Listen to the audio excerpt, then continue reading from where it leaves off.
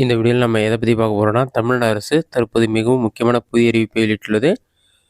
கால்நடை பண்ணை அமைப்பதற்கு பார்த்தீங்கன்னா மானியம் வழங்கப்படும் என்று கூறப்பட்டுள்ளது. இது சம்பந்தமாக வெளியான செய்தி வெளியீட்டில் என்ன உள்ளது என்பதை பற்றி தான் டீட்டெயிலாக பார்க்க போகிறோம். இதுதான் பார்த்தீங்கன்னா தற்போது வெளியான செய்தி வெளியீடு. இது வெளியான தேதி பார்த்தீங்கன்னா 21/3/2025 சொல்லி மென்ஷன் பண்ணிருக்காங்க. இதிலே பார்த்தீங்கன்னா அரசு மானியத்தில் கால்நடை பண்ணை அமைத்திட தொழில் முனைவோருக்கு அழைப்புன்னு சொல்லி மென்ஷன் பண்ணிட்டு, தமிழ்நாட்டில் கால்நடைகளின் எண்ணிக்கையை உயர்த்திடவும் தொழில் முனைவோர்களை உருவாக்கிடவும் புதிய கால்நடை பண்ணைகள் அமைப்பதற்கு 2021-2022 நிதியாண்டிலிருந்து அரசு நிதியுதவி வழங்கி தொழில் முனைவோர்களை ஊக்குவித்து வருகின்றது.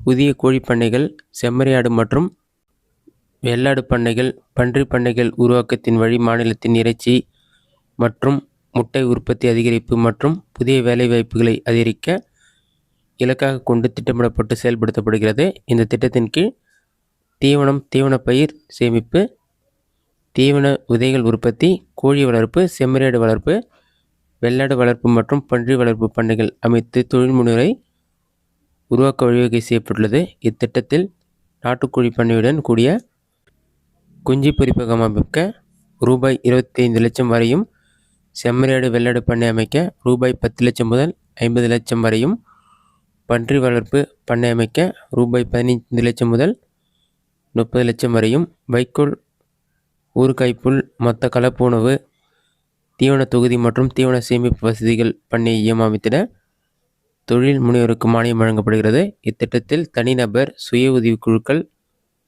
விவசாய உற்பத்தியாளர்கள் அமைப்பு, விவசாய கூட்டுறவுகள், கூட்டு பொறுப்பு சங்கங்கள், பிரிவு 8 நிறுவனங்கள் விண்ணப்பிக்க தகுதியானவர்கள் ஆவார்.